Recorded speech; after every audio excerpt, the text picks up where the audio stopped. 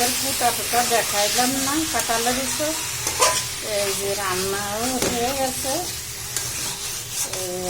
আদা দিয়ে বাটা করেছি, আজকে নিরামিষের দিন তো নিরামিষ করে রান্না করেছি। হচ্ছে আদা দিয়ে বাটা দিয়েছি, দিয়ে কষাইয়ে কাঁচা জাল দিচ্ছি, শুকনো জাল দিতে নিখুঁত করেছে, এই জন্য এরকম সাদা সাদা হয়েছে। আর হচ্ছে আমার রাগ দিয়ে ঘি দিয়ে গরম মশলা দিয়ে এই যে এখন নামাই দিব।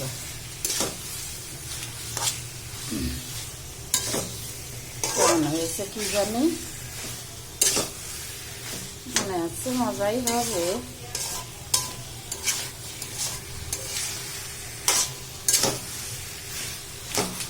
মাখো মাখো করে করি আমরা রুটি দিয়ে খাওয়ার জন্য।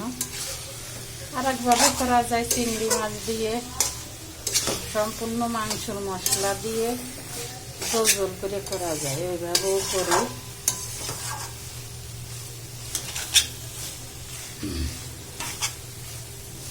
কেমন হয়েছে দেখো তো তোমরা সবাই, কমেন্ট করে জানাও। হ্যাঁ, এই যে হয়ে গেছে শেষ।